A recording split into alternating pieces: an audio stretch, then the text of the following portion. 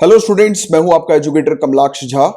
28 अक्टूबर 2020 का current affairs का ये लेक्चर आप लोग देख रहे हैं। एंड गाइस, आपकी टॉपिक से रिलेटेड एक अच्छी अंडरस्टैंडिंग को डेवलप करने के लिए यहां पर टॉपिक्स को स्टैटिक पोर्शन यानी कि जनरल स्टडीज के साथ लिंक करते हुए कवर करवाया जाता है, जिससे कि आपकी कॉम्प्रिहेंसिव प्रिपरेशन जो है वो सिविल सर्विसेज एग्जामिनेशन के अकॉर्डिंग होती है। तो अगर आप सिविल सर्विसेज की तैयारी कर रहे हैं तो आपके लिए मैंडेटरी है इस पूरे लेक्चर को एंड तक देखना। यहां पर सभी सोर्सेज से न्यूज को हम लोग कवर करते हैं। इवन काफी सारी मैगजीन जैसे कि ईपीडब्ल्यू डाउन टू अर्थ के भी आर्टिकल्स को कवर किया जाता है, राइट। एंड प्रीलिम्स और मेंस दोनों पॉइंट ऑफ व्यू से यहां पर न्यूज को कवर करते हैं। इंग्लिश हिंदी दोनों में न्यूज यहां पर कवर की जाती है।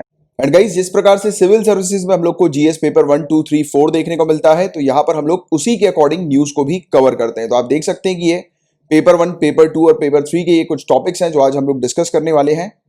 एंड गाइस, लेक्चर को स्टार्ट करने से पहले मैं आप लोग को बताना चाहता हूं कि अगर आपको गारंटीड सिलेक्शन चाहिए एग्जामिनेशन में, तो ये जो लेक्चर्स मैं आपको प्रोवाइड करा रहा हूं, इन लेक्चर्स को आपको रेगुलरली देखना है और जितने भी इंस्ट्रक्शंस मैं लेक्चर के दौरान आपको प्रोवाइड कराता हूं उसको आपको रिलीजियसली, रेगुलरली और ईमानदारी से फॉलो करना है हर एक चीज को, तभी जाकर गारंटीड सिलेक्शन आपको मिलेगा। एंड गाइस, गारंटीड सिलेक्शन की जो बात है, मैं ये ऐसी दूसरों की तरह हवाबाजी में नहीं करता हूं। इसके बाकायदा मैं आपको प्रूफ भी प्रोवाइड कराता हूं अपने स्टूडेंट्स को। आप चाहें तो डिस्क्रिप्शन पर आपको वीडियो मिल जाएंगे, उन वीडियोस को देखकर आप प्रूफ जो है वो देख सकते हैं कि जो भी टॉपिक्स मैं आपके रेगुलरली कवर कराता हूं, आप खुद देख सकते हैं कि उन टॉपिक्स में से डायरेक्टली क्वेश्चंस बनते हैं एग्जामिनेशन के अंदर। And secondly guys, I highly recommend you कि आप मंथली पीडीएफ पेड पैकेज को जरूर ज्वाइन कीजिएगा, क्योंकि अगर आप इस पेड पैकेज को ज्वाइन करेंगे तभी जाकर इन लेक्चर्स का पूरा लाभ आपको मिलेगा। एंड इस पेड पैकेज की फीस भी काफी नॉमिनल है, मिनिमम 100 रुपीज पर मंथ। पूरे महीने का जो चार्ज है, जो फीस है, वो सिर्फ 100 रुपए है। एंड लाभ कैसे मिलेगा आपको, तो वो मैं आपको समझाता हूं। तो देखिए गाइस, आपको सिर्फ रेगुलर बेसिस पर जो मैं लेक्चर्स प्रोवाइड करा रहा हूं, सिर्फ उनको देखना है। आपका पूरा कॉन्सेंट्रेशन लेक्चर को देखने के ऊपर होना चाहिए। आपको अपना टाइम वेस्ट नहीं करना है हैंड रिटन नोट्स बनाने में, क्योंकि अगर आप हैंड रिटन नोट्स बनाओगे तो उसमें आपका काफी सारा टाइम जो है वो चला जाएगा। और करंट अफेयर्स एक ऐसी चीज है जो कि रेगुलर बेसिस पर आती है, राइट। तो आपका रेगुलर बेसिस पर एक तो नोट्स बनाने का टाइम बच जाता है, आप उस टाइम को यूटिलाइज कर सकते हैं जनरल स्टडीज के टॉपिक्स पढ़ने में, मैं जो टास्क देता हूं वो करने में, मैं जो होमवर्क देता हूं वो करने में।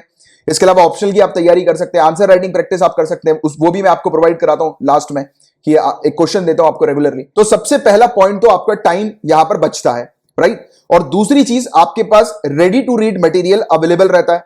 अब देखो, आपको सुबह लेक्चर देखना होता है, रात में आपको सोने से पहले मैं लेक्चर्स के नोट्स आप तक प्रोवाइड करा देता हूं। तो आप सोने से पहले लेक्चर्स के ये नोट्स पढ़ते हैं, तो आपका क्या हुआ, पहली बार रिवीजन हो गया, फर्स्ट टाइम रिवीजन हो गया। इसके अलावा मैं आपको हर संडे को एक कंपाइलेशन देता हूं, पिछले हफ्ते में जितनी भी न्यूज आती है, जितनी भी न्यूज कवर्ड रहती है, जितने भी लेक्चर्स आप देखते हो, उसका एक सिंगल कंपाइलेशन आपको मिलता है, यानी कि एक ही पीडीएफ में पूरे हफ्ते की न्यूज कवर्ड रहती है। तो आपको दूसरी बार मैं पुश करता हूं कि रिवाइज करो, तो यह हो गया आपका दूसरा रिवीजन।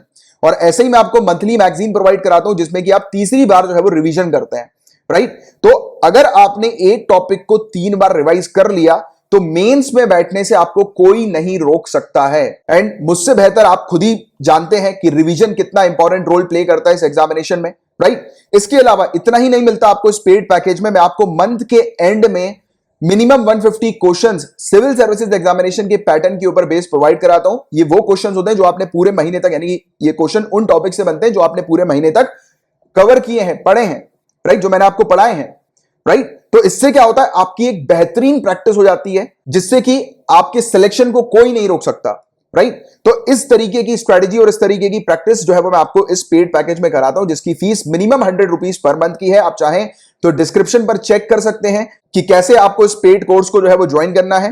एंड गाइज, आप पहले लेक्चर देखिएगा। अगर आप नए आए हैं तो पहले लेक्चर देख लीजिए। अगर मैं जो आपको समझा रहा हूं वो अगर आपको समझ में आ रहा है, अच्छे से आपकी अंडरस्टैंडिंग बिल्डअप हो रही है, तो चैनल को सब्सक्राइब कर लीजिएगा एंड बेल आइकन पे भी जरूर हिट कीजिएगा। और सेम नाम से टेलीग्राम पर भी एक चैनल है जिसको आप ज्वाइन कर सकते हैं। एंड अगर आप फेसबुक पर हैं तो आप मेरे नाम कमलाक्ष झा को सर्च करके मुझे ऐड भी कर सकते हैं।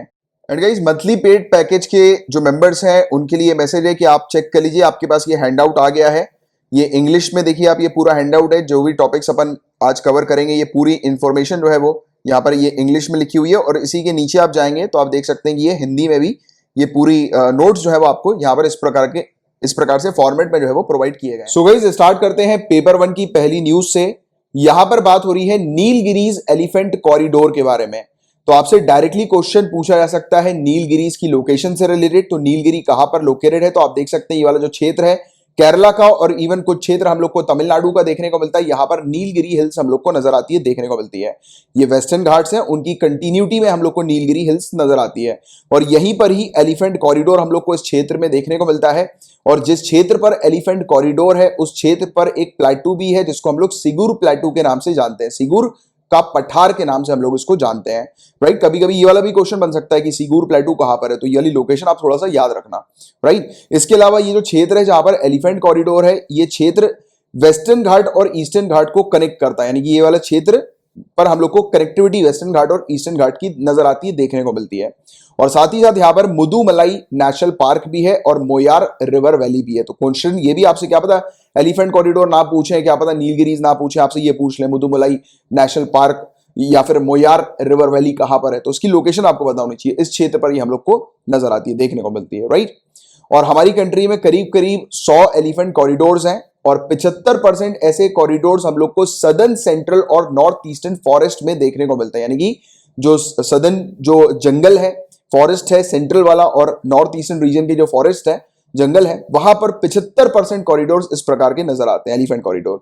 और 6500 एलिफेंट्स हमारी कंट्री में सिर्फ ब्रह्मगिरी, नीलगिरीज और ईस्टर्न घाट रेंजेस में नजर आते हैं, देखने को मिलते हैं। थोड़ी बात कर लेते हैं एशियन एलिफेंट्स की। तो आप एशियन एलिफेंट को देख सकते हैं। देखिए एशियन एलिफेंट और अफ्रीकन एलिफेंट में कौन बड़ा है, कभी कभी ऐसे भी क्वेश्चन बन जाते हैं स्टेट सिविल सर्विसेज में, और या फिर यूपीएससी भी कभी कभी पूछ सकती है। तो आपको अफ्रीकन एलिफेंट पता होना चाहिए कि अफ्रीकन एलिफेंट जो है वो साइज में बड़ा हम लोग को एशियन एलिफेंट से देखने को मिलता है। तो एशियन एलिफेंट की हम लोग चर्चा करते हैं गाइस। तो एशियन एलिफेंट्स की 3 सब स्पीसीज है, इंडियन भारतीय एलिफेंट, भारतीय हाथी, और सुमत्रन और श्रीलंकन। और इंडियन एलिफेंट जो है वो सबसे ज्यादा मात्रा में, मेजॉरिटी में हम लोग को नजर आते हैं एशियन एलिफेंट्स की कैटेगरी में। इसके अलावा कॉमन चीजें क्या ऐसी हैं जिनके कारण से इनको खतरा है, तो सबसे पहली चीज तो पोचिंग, अवैध शिकार, तो शिकार से इनको खतरा है। हैबिटेट लॉस, जो ह्यूमन से गाइस, तो उन्होंने यानी कि जंगल एरिया को कम किया, और जंगल एरियाज पे ये रहते हैं, और आपको पता है डिफॉरेस्टेशन वगैरह हुआ, जंगल एरिया को जब कम किया गया तो उसके चलते इनके पास रहने की जगह जो है वो बची नहीं। तो ये भी एक कारण है, मतलब खतरा, यानी कि इनको खतरा है इन सब चीजों से, हैबिटेट लॉस से, राइट। इसके अलावा ह्यूमन एलिफेंट कॉन्फ्लिक्ट से इनको खतरा है। कई बार आपने देखा होगा ह्यूमंस जो है वो एलिफेंट्स का शिकार करते हैं, मार देते हैं, यानी कि मतलब काउंटर होता है इन दोनों का, ह्यूमंस और एलिफेंट्स का। कई बार एलिफेंट जो है वो एक किसी गांव से होकर गुजरते हैं तो वो भड़क भी जाते हैं कई बार ह्यूमंस की कुछ एक्टिविटी के कारण, तो उसी के चलते ह्यूमंस उनको अटैक कर देते हैं, मार देते हैं, राइट। और कई बार ह्यूमंस की भी मौत हो जाती है एलिफेंट्स के चलते, राइट। इसके अलावा कैप्टिविटी की अगर हम लोग बात करें, जैसे कि कई बार आपको ये भी पता होगा कि कई बार आपने देखा भी होगा सर्कस वगैरह में एलिफेंट्स को रखा जाता है, तो ये सर्कस वाले जो होते हैं ये एलिफेंट्स को सही तरीके से रखते नहीं है, मिसट्रीट करते हैं इनके साथ, यानी कि मिसट्रीटमेंट इनका होता है। तो ये सब चीजें हैं, ये कॉमन चीजें जिसके कारण एलिफेंट्स को खतरा है, राइट। आईयूसीएन की रेड लिस्ट के स्टेटस की बात करें तो अफ्रीकन एलिफेंट इसमें वल्नरेबल की कैटेगरी में हम लोग को देखने को मिलते हैं। एशियन एलिफेंट एंडेंजर्ड कैटेगरी में CITES के स्टेटस की बात करें तो उसमें अपेंडिक्स 1 हम लोग को एशियन एलिफेंट्स का देखने को मिलता है, अपेंडिक्स 2 अफ्रीकन एलिफेंट का देखने को मिलता है, बोट्सवाना, नाम्बिया, साउथ अफ्रीका और जिम्बाब्वे में। अच्छा, आपके सामने स्टडी टेबल के सामने एक बड़ा सा वर्ल्ड मैप तो होगा ही डेफिनेटली, अगर नहीं है तो लगा लीजिएगा जरूर, काफी इंपॉर्टेंट होता है। तो फटाक से खड़े होइए और जाकर अपने वर्ल्ड मैप पर जाकर ये जो लोकेशन मैंने आपको बताई, बोट्सवाना, नाम्बिया, साउथ अफ्रीका और जिम्बाब्वे, इस पर जरा अपनी फिंगर रखिए और उसके बाद ये लेक्चर को कंटिन्यू कीजिए। तो ये यहाँ पर इस क्षेत्र पर हम लोग को ये एलिफेंट्स देखने को मिलता है, अफ्रीकन एलिफेंट, जो कि CITES के अपेंडिक्स 2 में हम लोग को नजर आते हैं, देखने को मिलता है। अच्छा, भारत द्वारा संरक्षण के क्या प्रयास हैं, यानी कि इंडिया ने इनको प्रोटेक्ट करने के लिए, कंजर्व करने के लिए क्या क्या एफर्ट्स जो है वो लगाए हैं। तो प्रोजेक्ट एलिफेंट आपको पता होना चाहिए। कभी कभी डायरेक्ट ये भी क्वेश्चन बनता है कि प्रोजेक्ट एलिफेंट जो है वो किस साल का है, किस साल पे लाया गया था, तो 1992 आपको याद रखना है। तो प्रोजेक्ट एलिफेंट 1992 का है, ये एक सेंट्रली स्पॉन्सर्ड स्कीम हम लोग को देखने को मिलती है। यहां पर हर 5 साल में, यानी कि इस स्कीम के तहत हर 5 साल में एलिफेंट सेंसस कंडक्ट किया जाता है, हाथी की जनगणना कंडक्ट की जाती है, यानी कि एलिफेंट्स की जो पॉपुलेशन कितनी है हमारी कंट्री में, उसका एक रिकॉर्ड जो है वो तैयार किया जाता है हर 5 साल में। इसके अलावा हम लोग ने एलिफेंट रिजर्व्स भी इस्टेब्लिश किए हुए हैं, यानी कि कुछ ऐसे प्रोटेक्टेड एरिया जहां पर एलिफेंट्स को रखा जाता है, सिर्फ एलिफेंट्स को उनको प्रोटेक्शन दी जाती है, तो ये एलिफेंट रिजर्व्स हमारी कंट्री में है। इसके अलावा हम लोगों ने वर्ल्ड एलिफेंट डे भी 12 अगस्त को अडॉप्ट किया था। गज यात्रा करके एक अवेयरनेस कैंपेन है, जागरूकता अभियान है हमारे पास, जिसके तहत हम लोग जो एलिफेंट कॉरिडोर्स हैं उनको सिक्योर करने की नेसेसिटी को हाईलाइट करते हैं, यानी कि जितने भी एलिफेंट्स कॉरिडोर्स हैं उनको हमें प्रोटेक्ट करना है, सिक्योर करके रखना है। इसके अलावा एक माइक प्रोग्राम भी हम लोग को देखने को मिलता है। माइक का फुल फॉर्म है monitoring the illegal killing of elephants. जो इलीगल एलिफेंट्स को मारा जाता है इलीगल तरीके से, यानी कि पोचिंग वगैरह आप कह सकते हो, तो उनको मॉनिटर करने का ये प्रोग्राम है। तो 2003 में लॉन्च हुआ था। ये एक इंटरनेशनल कोलैबोरेशन है जो कि जितने भी अफ्रीका और एशिया में एलिफेंट्स को इलीगल तरीके से मारा जाता है उनकी इंफॉर्मेशन जो है वो ट्रैक की जाती है, रिकॉर्ड उनका मेंटेन किया जाता है, मॉनिटर किया जाता है। तो ये माइक प्रोग्राम हम लोग को एक इंटरनेशनल कोलैबोरेशन देखने को मिलता है, राइट। अब गाइस ये टॉपिक न्यूज में क्यों था, तो देखिए ये वाली चीज अपने लिए इतनी काम की नहीं है। जो काम की चीज थी वो अपन ने कवर कर ली, बट फिर भी एक बार सुन लो। तो ऑनरेबल सुप्रीम कोर्ट ने सही ठहराया है मद्रास हाई कोर्ट के 2011 के ऑर्डर को, जो कि नीलगिरी एलिफेंट कॉरिडोर के ऊपर बेस्ड हम लोग को देखने को मिला था, राइट। तो नीलगिरी कॉरिडोर, एलिफेंट कॉरिडोर की लोकेशन वगैरह सब अपन ने देख ली, तो वो एक काम की चीज अपन ने कवर कर ली।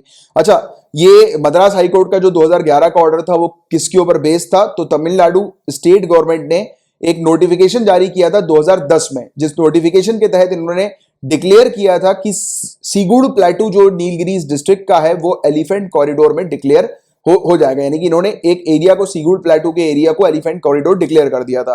और इस चीज को मद्रास हाई कोर्ट ने 2011 में सही ठहराया था, राइट। क्योंकि प्रॉब्लम ये आ रही थी कि इस क्षेत्र पर रहने वाले जो रिजॉर्ट्स वाले थे, राइट, और जो कुछ प्राइवेट प्रॉपर्टी जिन लोगों की थी, तो उनको थोड़ी परेशानियां वगैरह हो रही थी, तो विवाद चल रहा था, इशू चल रहा था, राइट, कोर्ट वगैरह के पास। हालांकि कोर्ट ने उस समय अलाउ किया था कि एक कमिटी जो है वो बनाई जाएगी और इस कमिटी के अंदर एक रिटायर्ड हाई कोर्ट जज होंगे, तो ये सुनवाई करेंगे। जिसको भी अगर ऑब्जेक्शन होता है इस क्षेत्र पर किसी भी चीज से रिलेटेड, यानी कि इस क्षेत्र पर, इस एरिया पर जो लोगों की प्राइवेट प्रॉपर्टी है या जो रिजॉर्ट्स हैं जिन लोगों के, तो उनको अगर कोई परेशानी होती है इस क्षेत्र को डिक्लेयर कर दिया गया है एलिफेंट कॉरिडोर में, तो अगर एलिफेंट कॉरिडोर में इस क्षेत्र को डिक्लेयर किया तो ऑब्वियस सी बात है कि यहाँ पर कुछ रिस्ट्रिक्शंस होंगी, क्योंकि ये क्षेत्र जो है वो प्रोटेक्टेड जोन की कैटेगरी में हम लोग को देखने को मिल रहा है, राइट। तो जिन लोग की जो प्रॉपर्टी है उनको अगर कोई प्रॉब्लम्स है तो वो इस कमिटी के पास आकर जो है वो प्रॉब्लम अपनी रजिस्टर कर सकती है और ये कमिटी जो है, सॉरी, ये सुनवाई करेगी ऐसे लोगों की, राइट। तो ये वाली चीज है। तो ये वाली चीज भी सामने आई थी, नजर आई थी, देखने को मिली थी।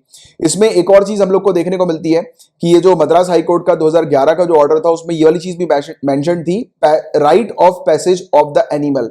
यानी कि ये मैन जो है, ह्यूमन जो है, उनकी रिस्पॉन्सिबिलिटी है कि वो एलिफेंट को जो है वो डिस्टर्ब ना करें और उनको जो है वो मतलब रास्ता दें। जैसे कि फॉर एग्जांपल ये right of passage of animal क्या है, तो देखो ये एक कॉरिडोर है एलिफेंट का, ये दूसरा कॉरिडोर है, इसके बीच में एक रोड है, ठीक है।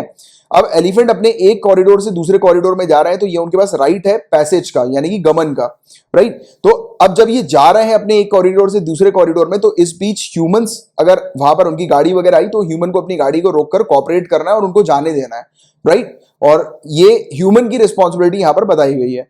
तो ये सब चीजें हैं कुछ। और इसमें ये भी चीज थी कि रिजॉर्ट्स वगैरह को बंद करना है, क्लोज करना है, यानी कि इस क्षेत्र पर जितने भी हम लोग को देखने को मिल रहा है कि रिजॉर्ट्स वगैरह जो छुट्टी मनाने जाते हैं ना हम लोग रिजॉर्ट्स वगैरह में, तो और आप लोग ऑलरेडी जानते हैं कि इस क्षेत्र पर एलिफेंट्स की मूवमेंट है, राइट। ये क्षेत्र जो है वो एलिफेंट कॉरिडोर का हम लोग को देखने को मिल रहा है, जो कि डिक्लेयर हो गया, यानी कि यहाँ पर एलिफेंट्स वगैरह का मूवमेंट बहुत ज्यादा होता है। और रिजॉर्ट में जो ह्यूमंस वगैरह होते हैं, अगर वो ह्यूमंस अगर एलिफेंट को छेड़ दें किसी भी तरीके से, तो ऑब्वियस ही बात है कि एलिफेंट गुस्से में फिर आकर अटैक करेंगे। और अटैक क्यों करेंगे वो, क्योंकि उनको अपनी जान बचानी। कई बार होता है ना ऐसा कि ह्यूमन ने पत्थर मार दिया एलिफेंट को, या फिर कुछ हॉर्न वगैरह बजा दिया, कुछ आवाज निकाल दी जिससे कि वो डर जाते हैं, और डरने के बाद फिर अपने बचाव में अटैक करते हैं।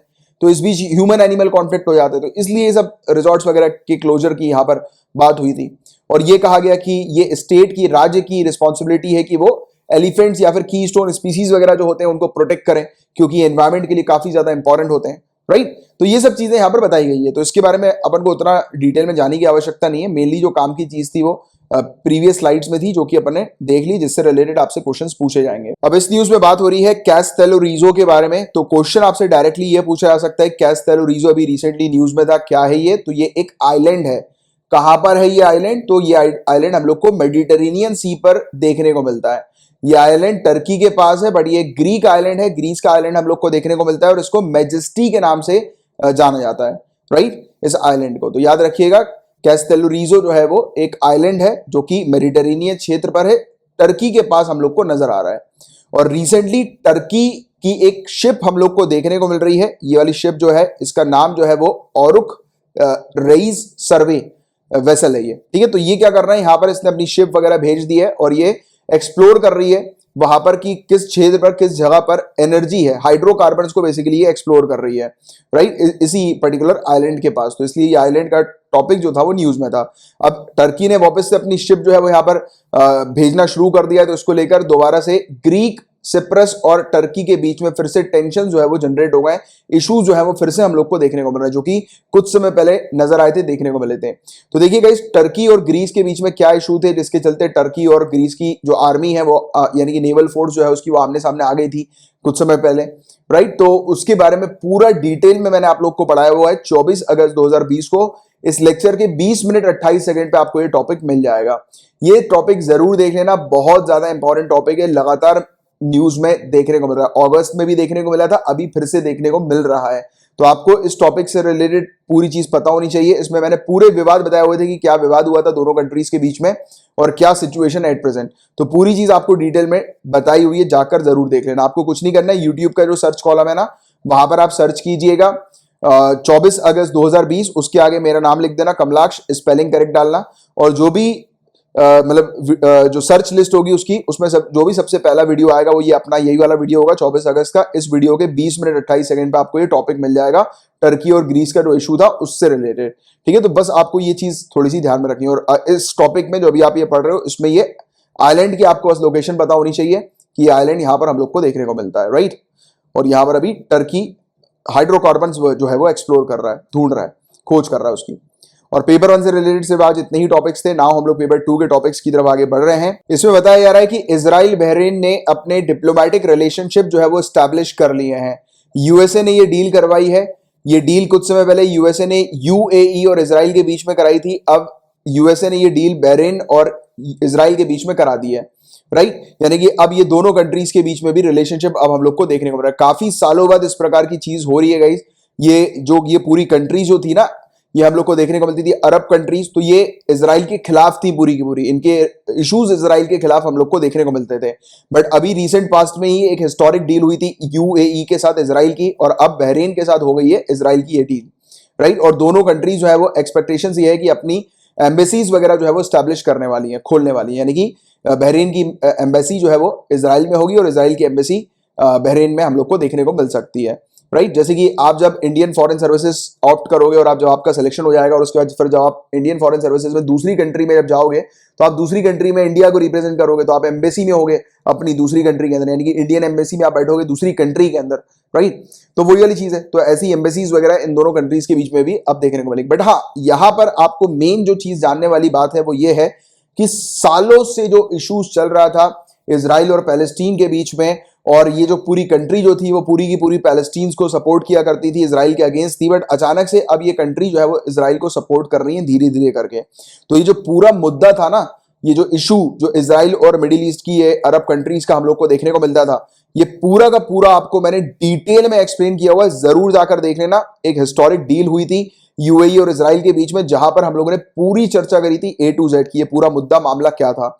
जिन स्टूडेंट्स ने नहीं देखा है, बहुत ज्यादा इंपॉर्टेंट टॉपिक है, इंसिस्ट कर रहा हूं जाकर जरूर देख लेना।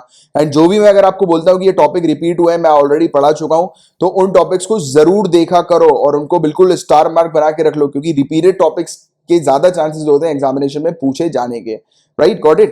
तो और बताया जा रहा है कि बहरीन चौथी अरब कंट्री बन गई है यूएई, इजिप्ट और जॉर्डन के साथ, जिन्होंने अपने डिप्लोमेटिक रिलेशन एस्टैब्लिश किए हैं इजराइल के साथ अभी रिसेंट पास्ट में। तो आप देख लीजिएगा जाकर, यूएई और बहरीन के बारे में तो आपको पता ही होना चाहिए। यूएई के बारे में यहां पर मैंने बताया हुआ है, इसमें अब बहरीन भी ऐड हो गया है, राइट।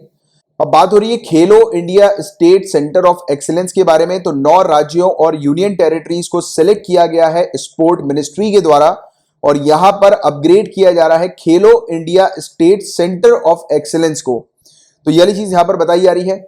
और ये जो स्टेट्स और यूनियन टेरिटरी जिनको सिलेक्ट किया है वो कौन से हैं? आंध्र प्रदेश, छत्तीसगढ़, चंडीगढ़, गोवा, हरियाणा, हिमाचल प्रदेश, पुडुचेरी, त्रिपुरा और जम्मू एंड कश्मीर। तो इनका नाम थोड़ा सा आपको पता होना चाहिए, कभी कभी स्टेट सिविल सर्विसेज में डायरेक्टली पूछ लिया जाता है।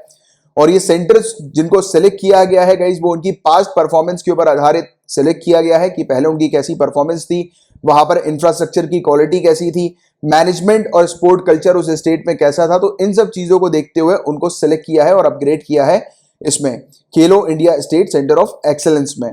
और ओवरऑल आज की डेट में हम लोग को 24 ये देखने को मिल रहा है सेंटर्स 23 राज्यों और यूनियन टेरिटरीज में। और इन सेंटर्स में असिस्टेंस प्रोवाइड किया जाता है। जो भी गैप्स हम लोग को स्पोर्ट इक्विपमेंट्स का या हाई परफॉर्मेंस मैनेजर्स का, कोचेस का, स्पोर्ट साइंटिस्ट का या टेक्निकल सपोर्ट का देखने को मिलता है, वो यहाँ पर फिल कर दिया जाता है। यानी कि जिस भी पर्टिकुलर सेंटर के अंदर कमियां आ रही है, वहां पर अच्छे कोचेस वगैरह नहीं है, तो वहां पर अच्छे कोचेस की फैसिलिटी वगैरह ऑफर की जाती है। वहां पर मैनेजर्स वगैरह हम लोग को देखने को मिलते हैं, कोचेस वगैरह बेटर देखने को मिलते हैं, स्पोर्ट्स साइंटिस्ट वगैरह हो गए, टेक्निकल सपोर्ट वहां पर प्रोवाइड किया जाता है। तो ये पूरी चीज जो होती है वो इन सेंटर्स पर दी जाती है, यानी कि जो अपग्रेड कर दिया जाता है सेंटर्स को, तो इस हिसाब से ये फैसिलिटीज वगैरह वहां पर प्रोवाइड की जाती है। तो ये चीज है जिसके बारे में एक आपको आइडिया होना चाहिए। और खेलो इंडिया प्रोग्राम के बारे में मैंने आपको आज लास्ट में एक होमवर्क भी दिया हुआ है, वो आपको कवर करना है और आप इस स्लाइड को जो है वो देखते हुए खेलो इंडिया प्रोग्राम के अंदर चीजों को मेंशन कर सकते हैं। ये ऑब्जेक्टिव्स वगैरह हम लोग को खेलो इंडिया प्रोग्राम के देखने को मिल रहे हैं। खेलो इंडिया प्रोग्राम में जैसे स्टेट लेवल खेलो इंडिया सेंटर्स वगैरह जो है वो क्रिएट करना है, एस्टैब्लिश करना है, प्रमोट करना है। जो दिव्यांगजन जो पर्सन होते हैं, पीपल विद डिसेबिलिटी जो होते हैं, उनमें स्पोर्ट्स को प्रमोट करना है, महिलाओं में स्पोर्ट्स को प्रमोट करना है, फिजिकल फिटनेस स्कूल के बच्चों में होनी चाहिए, पीस और डेवलपमेंट के लिए स्पोर्ट्स होना चाहिए, रूरल और जो इंडिजीनियस ट्रैवल गेम्स वगैरह जो होते हैं उनको प्रमोट करना है। तो ये कुछ चीजें हैं। टैलेंट सर्च और डेवलपमेंट करना है, यानी कि ढूंढना है लोगों को कि जो जिनके पास कैपेबिलिटी है स्पोर्ट्स की, यानी कि जो इंटरेस्टेड प्लेयर्स वगैरह जो होते हैं उनको अपॉर्चुनिटी नहीं मिलती है, बट ऐसे लोगों को आइडेंटिफाई करके उनको अपॉर्चुनिटीज वगैरह प्रोवाइड कराना। तो ये खेलो इंडिया के कुछ ऑब्जेक्टिव्स हम लोग को देखने को मिलता है। ठीक है, तो आप चाहें तो ये वीडियो को पॉज करके ये ऑब्जेक्टिव जो है वो रिकॉर्ड कर सकते हैं, लिख सकते हैं अपने पास, राइट, जो कि कई बार हेल्पफुल हो जाते हैं, राइट, प्रीलिम्स में भी इवन और मेंस में भी। अब गाइस एक कंसेप्ट यहां पर हम लोग को समझना है ओरिजिनलिज्म का। ये टर्म अभी रिसेंटली न्यूज में है, कभी कभी ऐसे क्वेश्चन आ जाते हैं कि ये ओरिजिनलिज्म अभी न्यूज में था, ये इसका मतलब क्या होता है। तो ऐसे स्टेटमेंट्स वाइज आपसे क्वेश्चन पूछे जा सकते हैं। तो देखो, ओरिजिनलिज्म एक फिलॉसफी हम लोग को देखने को मिलती है, legal philosophy. Amy Coney Barrett जो है यूनाइटेड स्टेट सुप्रीम कोर्ट की नॉमिनी, इन्होंने रिसेंटली डिस्क्राइब किया है ओरिजिनलिज्म को उनकी लीगल फिलॉसफी के तौर पर। तो ये है क्या, इसको आसान भाषा में मैं आपको समझाता हूं। तो देखिए, ओरिजिनलिज्म का मतलब ये है, ये इस फिलॉसफी का मतलब ये है कि जो यूनाइटेड स्टेट्स के जो ओरिजिनल कॉन्स्टिट्यूशनल मेकर थे, जिन्होंने कॉन्स्टिट्यूशन बनाया था, अब कॉन्स्टिट्यूशन के अंदर जो आर्टिकल्स जो इन्होंने मेंशन किए थे, तो हर एक आर्टिकल को जो इन्होंने डिफाइन किया था, डिस्क्राइब किया था, तो वही जो होगा वो हमेशा वैसा का वैसा ही रहेगा, उसमें चेंजेस नहीं लाए जाएंगे। यहां पर बताया इन्होंने ये है कि जब भी किसी केस को, कोई भी डिस्प्यूट्स वगैरह जो होते हैं, कोई भी केस जो आता है कोर्ट के पास, सुप्रीम कोर्ट के अंदर, तो उस बीच जब जजेस जजमेंट देते हैं, तो जजमेंट में जब जजेस उस कॉन्स्टिट्यूशन के किसी आर्टिकल को अगर रेफर कर रहे हैं, तो उनको उसी तरीके से उस आर्टिकल को देखना है जिस तरीके से ओरिजिनल कॉन्स्टिट्यूशन मेकर ने डिफाइन किया था। जजेस को अपनी खुद की, यानी कि जो भी उनका ओपिनियन है उसके तहत जो है आर्टिकल को उनको चेंज नहीं करना। जैसे कि लिविंग कॉन्स्टिट्यूशन, जैसे कि इंडिया के केस की अगर हम लोग बात करें, तो आप जानते हैं गाइस कि हमारी ऑनरेबल सुप्रीम कोर्ट जो है वो कॉन्स्टिट्यूशन को अपने हिसाब से इंटरप्रेट कर सकती है। यानी कि कॉन्स्टिट्यूशन के किसी आर्टिकल को अगर वो पढ़ रहे हैं और सुप्रीम कोर्ट को अगर लग रहा है कि यार ये आर्टिकल जो होना चाहिए उसका मीनिंग इस केस के अकॉर्डिंग ये बनना चाहिए, तो वो उस तरीके से जो है वो एक आर्टिकल के मीनिंग को जो है वो चेंज करते हुए जो है वो, या फिर उस आर्टिकल की जो डेफिनेशन है उसको अपने अकॉर्डिंग जो है वो मोल्ड करते हुए जो है वो जजमेंट दे सकती हैं, राइट। कि एक फलाना एक सेंटेंस लिखा है तो वो ये कह सकती है कि ये सेंटेंस जो होगा वो इसका मतलब ये होगा, राइट। तो वो इस तरीके से भी कर सकती है। या फिर आपने कई बार ऐसे भी केसेस ऑलरेडी पास में देखे हुए हैं कि आर्टिकल 21 की अगर हम लोग बात करें, राइट टू लाइफ की बात करें, तो राइट टू लाइफ को कितनी सारी तरीके से जो है वो डिफाइन किया हुआ है ऑनरेबल सुप्रीम कोर्ट ने, राइट। अलग अलग चीज जो है वो उसमें ऐड की हुई है, मेंशन की हुई है कि ये भी जो होगा वो राइट टू लाइफ के तहत आएगा, राइट। राइट टू लाइफ का मतलब ये भी होता है, ये भी होता है, इस प्रकार से। बट ये क्या है, लिविंग कॉन्स्टिट्यूशन। बट जो ओरिजिनलिज्म जो फिलॉसफी होती है, उसमें ओरिजिनल कॉन्स्टिट्यूशन मेकर्स ने जितनी चीजें डिफाइन करी है, जितनी लिमिटेड चीजें, सिर्फ उतनी ही होनी है, राइट। बट ये लिविंग कॉन्स्टिट्यूशन का अपोजिट हम लोग को देखने को मिलता है, ओरिजिनलिज्म, राइट। क्योंकि लिविंग कॉन्स्टिट्यूशन में क्या है, जैसे जैसे समय बीतते जा रहा है, उस समय में जैसे जैसे बदलाव होते जा रहे हैं, उस बदलाव के अकॉर्डिंग कोर्ट जो है वो अपने हिसाब से एक आर्टिकल को जो है वो इंटरप्रेट कर सकती है, अपने हिसाब से उस आर्टिकल के मीनिंग को जो है वो डिफाइन कर सकती है, राइट। वो डिपेंड करेगा उस पर्टिकुलर एनवायरमेंट में कैसी चीज चल रही है उसके ऊपर। तो इसलिए हम लोग इसको लिविंग कॉन्स्टिट्यूशन बोलते हैं। हमारा जो इंडियन कॉन्स्टिट्यूशन है वो लिविंग कॉन्स्टिट्यूशन है, क्योंकि उसमें हम लोग को चेंजेस देखने को मिलते हैं। तो आप मुझे बताएंगे कि कौन सा आर्टिकल हमारे इंडियन कॉन्स्टिट्यूशन का है जो कि लिविंग कॉन्स्टिट्यूशन रेफर करता है, यानी कि सपोर्ट करता है कि हमारा इंडियन कॉन्स्टिट्यूशन जो है वो लिविंग कॉन्स्टिट्यूशन बन सकता है। काफी इजी क्वेश्चन है और आप लिमिटेड मत रहिएगा इस क्वेश्चन का आंसर देने में, सिर्फ कोर्ट की तरफ ही मत देखिएगा, और भी दूसरे पिलर्स को एक बार देख लीजिएगा तो आपको आंसर इसका और अच्छे से मिल पाएगा, राइट। तो ये वाली चीज है जिसका एक बस आपको सिंपल बस आइडिया होना चाहिए इस फिलोसफी का कि ओरिजिनलिज्म का मतलब क्या है, कि जो ओरिजिनल कॉन्स्टिट्यूशन मेकर्स ने जो बताया है एक आर्टिकल के बारे में, तो जब भी जजेस जब अपना जजमेंट देंगे तो ओरिजिनल कॉन्स्टिट्यूशन मेकर्स की बताई गई बातों को ही ध्यान में रखते हुए जजमेंट दिया जाएगा। वो खुद से इसमें कोई एड ऑन नहीं कर सकते या किसी आर्टिकल को खुद से जो है वो देख नहीं सकते हैं, राइट। तो ये लिविंग कॉन्स्टिट्यूशन का अपोजिट हम लोग को देखने को मिलता है। सिंपल सी चीज, सिंपल सा कंसेप्ट जो आपको पता होना चाहिए। नेक्स्ट जो टॉपिक है वो है आसियान पीएचडी फेलोशिप प्रोग्राम का। ये प्रोग्राम को फंड किया जाता है गवर्नमेंट ऑफ इंडिया के द्वारा। रिसेंटली आसियान मेंबर स्टेट्स के जो स्टूडेंट्स हैं उनको सेलेक्ट किया गया है इस प्रोग्राम के लिए। 25 जनवरी 2018 को हमारे ऑनरेबल इंडियन प्राइम मिनिस्टर के द्वारा इस प्रोग्राम को अनाउंस किया गया था। उस बीच आसियान मेंबर के लीडर्स भी मौजूद थे और इस पर्टिकुलर प्रोग्राम के तहत 1000 फेलोशिप जो है वो प्रोवाइड की जाती है आसियान सिटीजन्स को। यहां पर आसियान मेंबर के जो स्टूडेंट्स हैं उनको मौका दिया जाता है, अपॉर्चुनिटी दी जाती है कि वो इंडियन इंस्टीट्यूट ऑफ टेक्नोलॉजी में आकर पढ़ें, आईआईटीज में आकर पढ़ें। तो 1000 स्टूडेंट्स को मौका दिया जाता है आसियान कंट्रीज का कि आईआईटी में आके पढ़ने का। तो उसको लेकर ये आसियान पीएचडी फेलोशिप प्रोग्राम हम लोग को देखने को मिलता है। सिंपल सी चीज आपको ये बस याद रखनी है कि हम लोग ऑफर करते हैं 1000 स्टूडेंट्स को फेलोशिप प्रोग्राम, जिसके तहत 1000 स्टूडेंट्स आसियान कंट्रीज के वो इंडिया में आकर आईआईटीज में पढ़ें, राइट। तो ये वाली चीज है, इसका एक आइडिया होना चाहिए। और क्वेश्चन मेरा आपसे ये है कि आसियान मेंबर्स के नाम नीचे कमेंट बॉक्स पर आप लिखकर बताएंगे, राइट। पहले भी मैं आपको बता चुका हूं आसियान के बारे में। अब बात हो रही है कपिला कैंपेन के बारे में। तो गाइस मिनिस्ट्री ऑफ एजुकेशन ने लॉन्च किया है कपिला कैंपेन को। कपिला का फुल फॉर्म है Kalam programme for intellectual property literacy and awareness campaign. तो नाम से ही समझ में आ रहा है, इंटेलेक्चुअल प्रॉपर्टी जो है गाइस उसके बारे में पढ़ाना, लिटरेट करना, लिटरेसी करवाना, साक्षरता जो है वो प्रोवाइड कराना और अवेयरनेस जो है वो क्रिएट करना, जागरूकता क्रिएट करना। तो उसको लेकर ये कैंपेन है। और ये 89th बर्थ एनिवर्सरी हम लोग को हमारे ऑनरेबल फॉर्मर प्रेसिडेंट और scientist late APJ Abdul Kalam जी की देखने को मिली थी। तो उसी अवसर पर ये कपिला कैंपेन जो है वो लॉन्च किया गया। तो देखिए यहां पर आपको कैंपेन के नाम से ही पता लग जाना चाहिए कि इंटेलेक्चुअल प्रॉपर्टी की अवेयरनेस क्रिएट करना, लिटरेसी उसकी क्रिएट करने को लेकर ये प्रोग्राम है। इंटेलेक्चुअल प्रॉपर्टी के बारे में ऑलरेडी आप पढ़ोगे, आपके जनरल स्टडीज पेपर 3 के अंदर ये टॉपिक है, बट मोटे मोटे तौर पर इंटेलेक्चुअल प्रॉपर्टी क्या होती है वो मैं आपको समझाता हूं। जैसे कि पर्सनल एग्जांपल मैं आपको देता हूं, मेरा छोटा भाई एक म्यूजिक प्रोड्यूसर है, तो उसकी जो कंपनी है गाइस, तो उसकी कंपनी का नाम है एपिक सेंसेशन। तो उसने अपनी कंपनी का नाम रजिस्टर किया हुआ है, राइट, रजिस्टर किया हुआ है यानी कि ट्रेडमार्क कराया हुआ है। तो उसकी कंपनी का नाम कोई और दूसरी कंपनी जो है वो नहीं कर सकती, क्योंकि उसका अब यानी कि नहीं ले सकती या नहीं यूज कर सकती उसके बिना कंसेंट के, उसके बिना परमिशन के, क्योंकि उसने अपनी कंपनी का नाम ट्रेडमार्क करा लिया, यानी कि उसका जो नाम है वो उसकी इंटेलेक्चुअल प्रॉपर्टी हो गई, राइट। इसके अलावा पेटेंट्स वगैरह होते हैं इसी में इंटेलेक्चुअल प्रॉपर्टी के अंदर। जैसे कि आपकी कंपनी है एक दवाई की, ठीक है, आपने एक दवाई बनाई, आपने सालों तक उस दवाई को बनाने में मेहनत करी है और जो आपने जो सोल्यूशन तैयार किया उस दवाई को बनाने का, तो जब वो सालों की मेहनत के बाद वो सोल्यूशन तैयार हुआ है तो ऑब्वियस ही बात है कि आपको डर है कि वो सोल्यूशन कोई और चोरी ना कर ले। तो आप क्या करोगे, उसका इंटेलेक्चुअल प्रॉपर्टी रजिस्टर कराओगे, यानी कि उसका पेटेंट आप रजिस्टर कराओगे, जिससे कि आपकी दवाई जो है वो कहीं और कोई और जो है वो बेच ना सके बिना आपके कंसेंट के, बिना आपकी परमिशन के, राइट। अच्छा, इसके अलावा और क्या होता है इंटेलेक्चुअल प्रॉपर्टी के अंदर, जैसे कॉपीराइट्स होते हैं।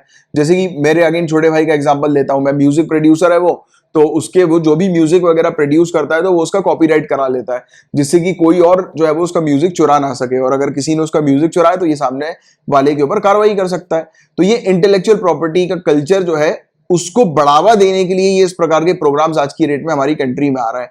और ये क्यों आ रहा है, इसके पीछे का भी एक आपको कारण पता होना चाहिए। आपको पता है गाइस कि इंटेलेक्चुअल प्रॉपर्टीज के मामले में इंडिया काफी पीछे है, ऐसी काफी सारी रिपोर्ट्स में हम लोग ऑलरेडी देख चुके हैं। और इंटेलेक्चुअल प्रॉपर्टी के मामले में इंडिया जब पीछे है तो इसके कारण से हमारे काफी सारे प्रोडक्ट्स जो हैं वो डेवलप्ड कंट्रीज के अंदर जा नहीं पाते, यानी कि हम लोग एक्सपोर्ट नहीं कर पाते हमारे काफी सारे प्रोडक्ट्स को। क्योंकि देखो गाइस प्रॉब्लम क्या होती है, काफी सारी जो डेवलप्ड कंट्रीज होती है ना, वो इस प्रकार के प्रोडक्ट्स को इंपोर्ट नहीं कराती हैं जो प्रोडक्ट्स इंटेलेक्चुअल प्रॉपर्टी में रजिस्टर्ड नहीं होते हैं। वो क्यों नहीं करती हैं इंपोर्ट, तो उसके पीछे का लॉजिकल आंसर आप समझो। तो देखो गाइस कोई भी कंट्री अगर अपनी कंट्री के अंदर कोई ऐसा प्रोडक्ट अगर इंपोर्ट करा ले जो कि टेम्पर्ड हो, यानी कि कॉपीड हो, वो प्रोडक्ट जो है वो फेक कॉपी उसकी हो, राइट, तो ऑब्वियस ही बात है कि वो कंट्री के अंदर जो है वो उसके कंज्यूमर के को जो है वो चीटिंग हो रही होगी। यानी कि अगर ऐसा समझो ना कि जैसे कि फॉर एग्जांपल कि कोई एक ओरिजिनल प्रोडक्ट, जैसे एक ओरिजिनल आईफोन है, एक डुप्लीकेट आईफोन है, ठीक है। आपकी कंट्री के अंदर कोई डुप्लीकेट आईफोन इंपोर्ट हो रहे हैं, राइट? अब देखो डुप्लीकेट आईफोन अगर आपकी कंट्री के कंज्यूमर्स जो है, यानी कि आपकी कंट्री के जो सिटीजन हैं, अगर वो यूज करेंगे और उनको पता लग गया कि ये आईफोन डुप्लीकेट है, तो वो एक कंट्री के सिटीजन के खिलाफ चीटिंग हो जाएगी, है ना? और आप नहीं चाहोगे कि आपकी कंट्री के अंदर, यानी कि हम लोग नहीं चाहेंगे कि हमारी कंट्री के अंदर इस प्रकार के डुप्लीकेट प्रोडक्ट्स जो है वो हमारे सिटीजन को मिले, डिलीवर हो, है ना? तो कोई भी ऐसी डेवलप्ड कंट्री जो होती है वो कभी नहीं चाहती कि उसकी कंट्री के अंदर ऐसे प्रोडक्ट्स आए जो कि इंटेलेक्चुअल प्रॉपर्टी से रजिस्टर्ड नहीं होते हो, क्योंकि इंटेलेक्चुअल प्रॉपर्टी में रजिस्टर होना ही जो होता है वो सबसे बड़ी चीज, तो वो एक अप्रूवल देना हो जाता है कि हाँ वो सामने वाला जो प्रोडक्ट है वो एक ही पर्टिकुलर ओनर का है और वही ओनर जो है वो उस प्रोडक्ट को प्रोवाइड कर रहा है। जैसे कि मैं अगर अपना प्रोडक्ट अगर दूसरी कंट्री में भेजता हूं और मेरा प्रोडक्ट अगर मेरे पास उस प्रोडक्ट का इंटेलेक्चुअल प्रॉपर्टी का रजिस्ट्रेशन है, राइट, तो अगर मैं वो रजिस्ट्रेशन प्रोवाइड कराऊंगा तो सामने वाली कंट्री सुनिश्चित हो जाएगी कि हाँ ये जो प्रोडक्ट आ रहा है ये मतलब जेन्युइन पर्सन के थ्रू ही आ रहा है, राइट? ये ऐसे पर्सन के थ्रू नहीं आ रहा और कि जो मतलब जिसके पास कोई अधिकार नहीं, ऑथराइजेशन नहीं उस प्रोडक्ट को बेचने का। क्योंकि कई बार ऐसा होता है नहीं कि हम लोग जो है वो ट्रेड के मामले में कुछ भी ट्रेड कर सकते हैं, बट जो कंट्री जो इंपोर्ट कराती है चीजें वो पूरी चीज ध्यान से देखती है कि किसने मतलब एक्सपोर्ट किया है, क्या उस कंपनी के पास इस प्रोडक्ट को एक्सपोर्ट करने का ऑथराइजेशन है कि नहीं। तो बहुत सारी चीजें ऐसी देखी जाती है। ये इसलिए क्योंकि जिस कंट्री में वो प्रोडक्ट जा रहा है उस कंट्री के सिटीजन जो है उनके साथ किसी प्रकार की चीटिंग ना हो, तो इसको ध्यान में रखा जाता है। और हमारी कंट्री के अंदर ये जो कल्चर है गाइस इंटेलेक्चुअल प्रॉपर्टी का वो काफी पुअर हम लोग को देखने को मिलता है। तो ये कल्चर को भी एक बूस्ट करने के लिए ये कपिला प्रोग्राम हम लोग को देखने को मिल रहा है। तो देखिए आप ये वाली एनालिसिस जो मैंने भी आपको करी है तो ये आपके एग्जामिनेशन के लिए, सिविल सर्विसेज के लिए काफी इंपॉर्टेंट है, राइट? और इस कैंपेन के अंदर जो स्टूडेंट्स हैं जो हायर एजुकेशन इंस्टीट्यूशंस के हैं तो उनको इंफॉर्मेशन प्रोवाइड की जा रही है करेक्ट सिस्टम के बारे में कि उनको पूरी एप्लीकेशन प्रोसेस जो है वो पेटेंटिंग के लिए उनके इन्वेंशन के कि किस प्रकार से जो है वो अप्लाई करना है, किस प्रकार से पूरा प्रोसीडिंग जो है उनकी इंटेलेक्चुअल प्रॉपर्टी की होनी चाहिए, तो उससे रिलेटेड पूरी जानकारी उनको दी जाती है और उनके अधिकार के बारे में उनको अवेयर किया जाता है कि इंटेलेक्चुअल प्रॉपर्टी क्यों इंपॉर्टेंट है और अगर आप अपने प्रोडक्ट जो है इन्वेंशन जो है उसका अगर पेटेंट करा लेते तो आपको क्या फायदा मिलता है। फायदा यही है ना कि कोई और आपके पेटेंट को, आपके प्रोडक्ट को चोरी नहीं कर पाएगा बिना आपके कंसेंट के, बिना आपके अप्रूवल के, राइट? इसके अलावा इंस्टीट्यूशन इनोवेशन काउंसिल IIC 2.0 इसकी एनुअल रिपोर्ट भी प्रेजेंट की गई इसी ओकेशन, इसी अवसर के तौर पर, और अनाउंसमेंट किया गया कि ये जो इंस्टीट्यूशन इनोवेशन काउंसिल 3.0 जो है और उसकी वेबसाइट जो है वो अनाउंस की गई कि वो जो है वो लॉन्च किया जाएगा। साथ ही साथ डिसाइड किया गया कि अक्टूबर का 15 से लेकर 23 तक का जो हफ्ता है, वीक है, ये इंटेलेक्चुअल प्रॉपर्टी लिटरेसी वीक के तौर पर सेलिब्रेट किया जाना है, राइट? यानी कि इस दिन जो है वो इंटेलेक्चुअल प्रॉपर्टी के बारे में अवेयरनेस जो है वो क्रिएट करनी है, लोगों को बताना है प्रोसेस के बारे में कि इंटेलेक्चुअल प्रॉपर्टी कैसे जो है वो हासिल की जा सकती है, राइट? इसके अलावा इंस्टीट्यूशन इनोवेशन काउंसिल की बात करें तो गाइस ये एस्टैब्लिश हुई थी मिनिस्ट्री ऑफ एजुकेशन के द्वारा 2018 में, और ये जो है हमारी कंट्री में अभी लगभग 1700 हायर एजुकेशन इंस्टीट्यूशन में एस्टैब्लिश हो चुकी हैं इंस्टीट्यूशन इनोवेशन काउंसिल, और जो 3.0 जो अभी इसका लॉन्च हुआ है उसके तहत 5000 हायर एजुकेशन इंस्टीट्यूशन में ये एस्टैब्लिश होंगी। तो ये इंस्टीट्यूशन इनोवेशन काउंसिल क्या है गाइस? देखो एक ऐसा काउंसिल जो कि एक इंस्टीट्यूशन के अंदर हम लोग को देखने को मिलता है जो कि टारगेट करता है कि उस इंस्टीट्यूशन में जो बच्चे हैं वो ज्यादा से ज्यादा इनोवेटिव सोल्यूशन के ऊपर काम करें, इनोवेशन करें और अपने इनोवेशन को जो है वो IPR के थ्रू, इंटेलेक्चुअल प्रॉपर्टी राइट्स के थ्रू जो है वो रजिस्टर करा लें, राइट? तो IPR का क्लॉज तो अभी भी आया, बाकी इस इनोवेशन काउंसिल का काम जो है वो बढ़ावा देता है कि बच्चे जो है वो इनोवेटिव प्रैक्टिसेस जो है वो अडॉप्ट करें, राइट? जैसे कि जो आज की डेट में जो प्रॉब्लम्स जो चल रही हैं पूरे दुनिया भर में, उन प्रॉब्लम्स का इनोवेटिव सोल्यूशन जो है वो लेकर आए। तो इसको बूस्ट करने के लिए ये इंस्टीट्यूशन इनोवेशन काउंसिल हम लोग को देखने को मिलता है, राइट? तो ये था पूरा ओवरऑल टॉपिक जिसकी एक आपको जानकारी होनी चाहिए। वर्ल्ड फूड डे के बारे में तो देखिए गाइस 16 अक्टूबर को हर साल वर्ल्ड फूड डे ऑब्जर्व किया जाता है और इस साल की जो थीम है इसकी वो है grow, nourish, sustain together. And जो भी स्टूडेंट्स हिंदी मीडियम से इस एग्जाम को लिख रहे हैं वो भी इसकी थीम थोड़ा सा ध्यान में रखिएगा, इंग्लिश में ही याद रखने की, क्योंकि इंटरनेशनल थीम्स वगैरह जो होती है ना, कोशिश किया करो एक बार इंग्लिश में थीम को जो है वो पढ़ लो। ग्रो, नरिश, सस्टेन टुगेदर इसकी ये थीम है। और इसी दिन सेम डे 16 अक्टूबर को फूड एंड एग्रीकल्चर ऑर्गेनाइजेशन जो यूनाइटेड नेशंस का हम लोग को देखने को मिलता है, तो उसका भी फाउंडेशन डे हम लोग को 16 अक्टूबर को ही देखने को मिलता है। 1945 में इसका फाउंडेशन हुआ था। एंड गाइस ये था अपना पेपर 2 का लास्ट टॉपिक। अब हम लोग पेपर 3 के टॉपिक्स की तरफ आगे बढ़ रहे हैं। अब बहुत ही इंटरेस्टिंग टॉपिक नजर आ रहा है, इंडिया का पहला सी प्लेन प्रोजेक्ट, इसका उद्घाटन 31 अक्टूबर को होने वाला है। टोटल 5 सी प्लेन सर्विस प्रोजेक्ट हम लोग को देखने को मिलने वाले हैं। उसका पहला जो प्रोजेक्ट है वो गुजरात में 31 अक्टूबर को शुरू होगा। ये डेट गाइस बर्थ एनिवर्सरी हम लोग को देखने को मिलती है 31 अक्टूबर को सरदार वल्लभ भाई पटेल जी की। और ये जो सी प्लेन है गाइस ये कनेक्ट करेगा साबरमती नदी को जो अहमदाबाद में है उससे नर्मदा डिस्ट्रिक्ट जो गुजरात के अंदर है वहां पर स्टैच्यू ऑफ यूनिटी आपको दिखाई देता है केवाड़िया में, तो वहां पर कनेक्ट करेगा। तो ये सी प्लेन प्रोजेक्ट, और सी प्लेन्स आपको पता होगा ये इस प्रकार के प्लेन्स हम लोग को देखने को मिलते हैं। इसको एम्फीबियन प्लेन्स के नाम से भी जाना जाता है क्योंकि ये ऐसे प्लेन्स है गाइस, तो ये समुद्र में भी चलते हैं और ये हवा में भी उड़ते हैं, राइट। तो इस प्रकार के प्लेन्स ही हम लोग को नजर आते हैं, देखने को मिलते हैं सी प्लेन्स।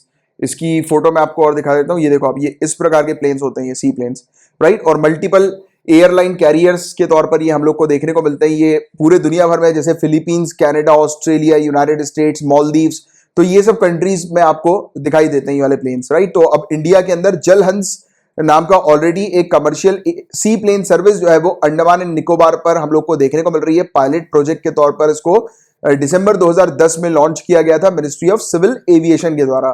तो ये जो सी प्लेन प्रोजेक्ट जो है गाइस ये किसका है? मिनिस्ट्री ऑफ सिविल एविएशन का ही ये प्रोजेक्ट है। और 5 जगहों पर ये प्रोजेक्ट हम लोग को देखने को मिलेगा।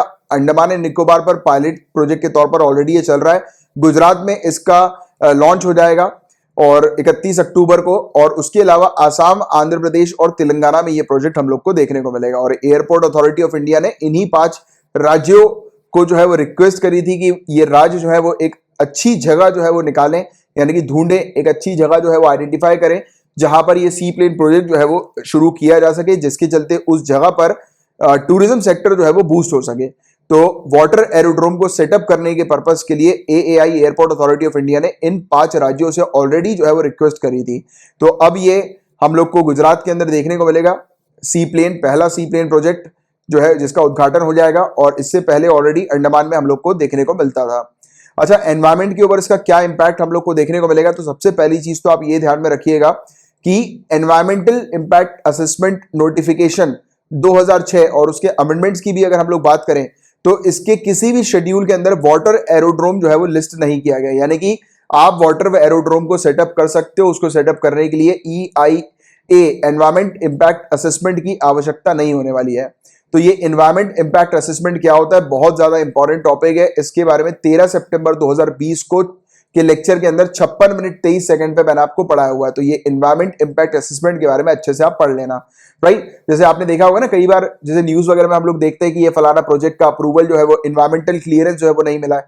तो एनवायरमेंटल क्लियरेंस का मतलब ये होता है कि उसका एनवायरमेंट इंपैक्ट असेसमेंट होता है पूरा, उसके बाद फिर क्लियरेंस दिया जाता है किसी प्रोजेक्ट को। बट वाटर एरोड्रोम को मतलब एनवायरमेंटल क्लियरेंस की आवश्यकता नहीं होती क्योंकि ये इसके किसी भी शेड्यूल में हम लोग को नहीं देखने को मिलता है एनवायरमेंट इंपैक्ट असेसमेंट नोटिफिकेशन के, ठीक है। तो ये वाली एक इंपॉर्टेंट चीज है जिसके बारे में आपको एक आइडिया होना चाहिए, ध्यान होना चाहिए, राइट। इसके अलावा एक्सपर्ट अप्रेजल कमेटी ने, हालांकि उनके ओपिनियन जो था वो ये था कि वाटर एरोड्रोम प्रोजेक्ट जो है वो बिल्कुल वैसा ही इंपैक्ट करता है जैसा कि एक नॉर्मल एयरपोर्ट करता है। तो उसका इंपैक्ट जो है वो एनवायरमेंट पे और आसपास के एरिया पर हो सकता है। क्योंकि अगर हम लोग एयरपोर्ट्स की अगर हम लोग बात करेंगे तो एयरपोर्ट पे जो प्लेन्स वगैरह की जो लैंडिंग्स वगैरह जो होती है, तो कई बार जैसे कि हम लोग देखते हैं ना कि आसपास कोई अगर जीव जंतु हम लोग को देखने को मिलते हैं तो जो प्लेन्स वगैरह जब आते हैं तो वो थोड़ा सा डर जाते हैं, घबरा जाते हैं उनके वाइब्रेशन से। तो ये वाली चीज यहाँ पर सेम वैसी ही है कि अगर एरोड्रोम में अगर प्लेन वगैरह लैंड होंगे तो उसमें यानी कि इस पर्टिकुलर वाटर एरोड्रोम में प्लेन्स वगैरह अगर लैंड होते हैं तो उससे प्रॉब्लम वहां के जीव जंतु को होगी। अच्छा, ये सेम इशू जो चला था ना वो करंट अफेयर्स में कुछ समय पहले और भी हम लोग को देखने को मिला था। ये ओडिशा में चिलिका लेक में देखने को मिला था। चिलिका लेक में ये एरोड्रोम बनाने की बात की जा रही थी, प्रपोजल रखा गया था, बट रिजेक्ट कर दिया गया क्योंकि वहां के जो एनवायरमेंटल एक्टिविस्ट वगैरह हैं वो सामने आ गए थे। उनका कहना ये था कि अगर ये एरोड्रोम अगर यहाँ पर बनता है तो जो बाहर से जो बर्ड्स वगैरह यहाँ पर आती है, साइबेरियन जो बर्ड्स इसको हम लोग बोलते हैं, वो जो यहाँ पर आती हैं चिलिका लेक में, तो उनका रिडक्शन हो जाएगा, वो कम आएंगी। और प्लस चिलिका लेक के पास हम लोग को एक फॉरेस्ट रीजन देखने को मिलता है जहां पर काफी सारी स्पीसीज रहती है, तो उनको भी प्रॉब्लम हो सकती है इस प्रोजेक्ट के चलते। तो वहां पर इसलिए मना कर दिया। तो इसलिए ये वाली चीज जो है वो एक्सपर्ट अप्रेजल कमेटी ने यही बोली कि इसका नेगेटिव इंपैक्ट जो है वो हम लोग को सेम वैसा ही देखने को मिल सकता है जैसा कि एक नॉर्मल एयरपोर्ट का देखने को मिलता है। इसके अलावा जो डायरेक्टर हम लोग को सिविल एविएशन के देखने को मिलते हैं गवर्नमेंट ऑफ गुजरात के, तो इन्होंने चिंता व्यक्त करी थी कि कंस्ट्रक्शन के समय पर जो है वो मतलब जो एनवायरमेंट के ऊपर इंपैक्ट जो होगा वो गंभीर पड़ सकता है, राइट, वाटर एरोड्रोम के कंस्ट्रक्शन के समय पर। तो इसके बारे में एक जनरल बस आपको जानकारी होनी चाहिए। हालांकि एक चीज यहां पर यह बताई गई, एक पॉजिटिव चीज, कि जब ये सी प्लेन जब ऑपरेट होंगे, जब पानी के अंदर जब उतरेंगे ये सी प्लेन्स, राइट, तो उस समय क्या होगा, ये टर्बुलेंस क्रिएट करेंगे और उस टर्बुलेंस के चलते जो ऑक्सीजन जो होगा वो पानी में मिक्स हो जाएगा, जो कि एक पॉजिटिव इंपैक्ट जो है वो क्रिएट करेगा एक्वेटिक इकोसिस्टम में। तो जो भी सी प्लेन्स जहां पर भी ऑपरेट होते हैं, यानी कि सी प्लेन जो है जैसे ही लैंड होते हैं या टेक ऑफ करते हैं, तो उस बीच ऐसा टर्बुलेंस क्रिएट होगा कि ऑक्सीजन जो है वो घुलेगा, मिक्स होगा वाटर में, तो जिससे कि वाटर की जो स्पीसीज हम लोग को देखने को मिलता है, अंडर वाटर स्पीसीज, तो उनको फायदा मिलने वाला है। तो ये वाली चीज भी एक बताई गई है जिसके बारे में एक आपको जनरल आइडिया होना चाहिए। और इसके बारे में मैंने आपको ऑलरेडी बता ही दिया है। जलहंस के बारे में थोड़ा सा याद रखना कि जलहंस जो है वो एक कमर्शियल सी प्लेन सर्विस है जो कि अंडमान एंड निकोबार आइलैंड्स में हम लोग को देखने को मिलती है, राइट।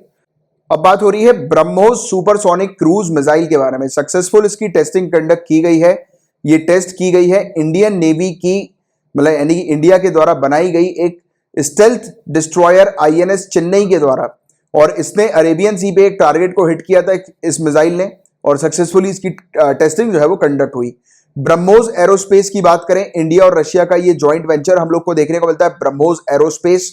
ये सुपरसोनिक क्रूज मिसाइल को बनाता है, प्रोडक्शन करता है, और ये लॉन्च होती है, ये ब्रह्मोस मिसाइल सबमरीन से लॉन्च हो सकती है, शिप से लॉन्च हो सकती है, एयरक्राफ्ट से लॉन्च हो सकती हैं, या फिर लैंड प्लेटफॉर्म से, यानी कि ये इस प्रकार का आप देख रहे हो जमीन के ऊपर एक ऑब्जेक्ट को रखकर, यानी कि एक लॉन्चर को रखकर हम लोग इसको लॉन्च कर सकते हैं इस मिसाइल की। तो हर जगह से जो है ये मिसाइल लॉन्च की जा सकती है। और ब्रह्मोस की अगर हम लोग बात करेंगे, ब्रह्मोस एक लॉन्ग रेंज मिसाइल हम लोग को देखने को मिलती है, एक बहुत दूर दराज के टारगेट को भी ये आसानी से हिट कर सकती है।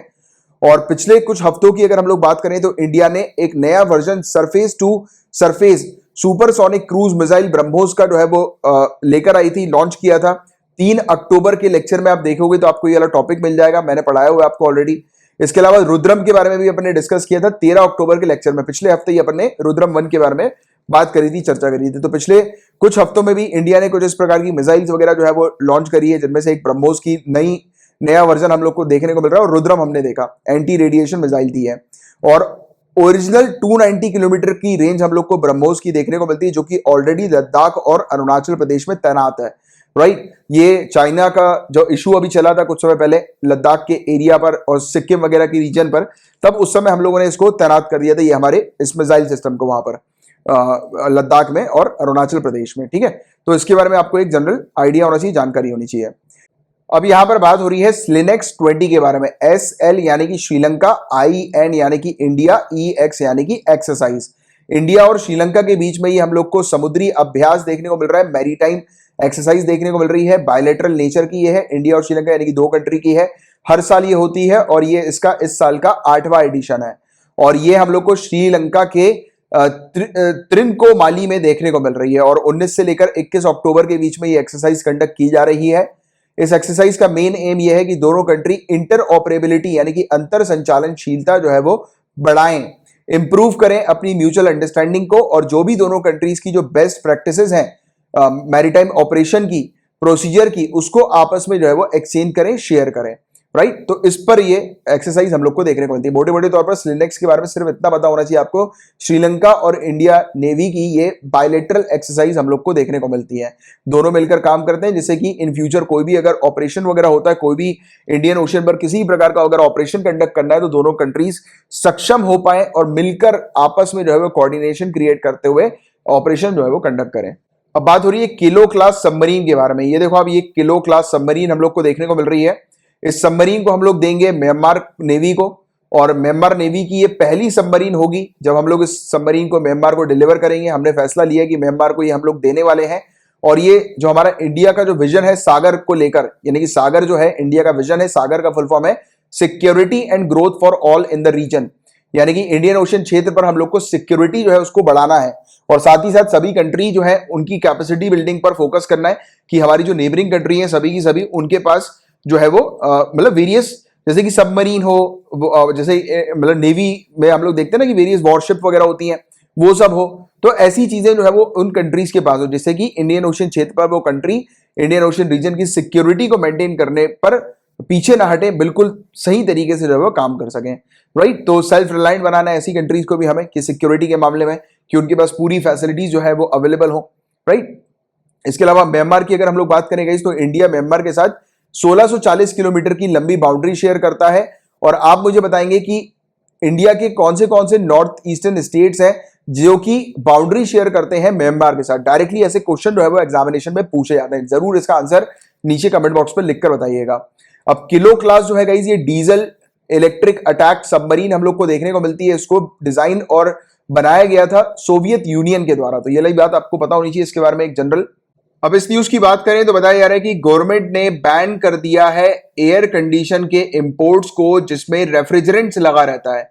आपसे क्वेश्चन सिविल सर्विसेज ये पूछेगी कि प्राइमरी रीजन बताइए कि क्यों एसीज को बैन किया। पहला जो रीजन था लिखा है स्टेटमेंट में वो ये है कि हमें डोमेस्टिक मैन्युफैक्चरिंग को प्रमोट करना है, इंडिया के अंदर ही एसीज वगैरह जो है वो मैन्युफैक्चर हो। तो ये एक कारण है जिसके चलते बैन हुआ है। तो हाँ बिल्कुल करेक्ट। दूसरा कारण कि नॉन एसेंशियल आइटम्स को, यानी कि जो फालतू के जो आइटम्स है उसके इंपोर्ट को हमें रोकना है।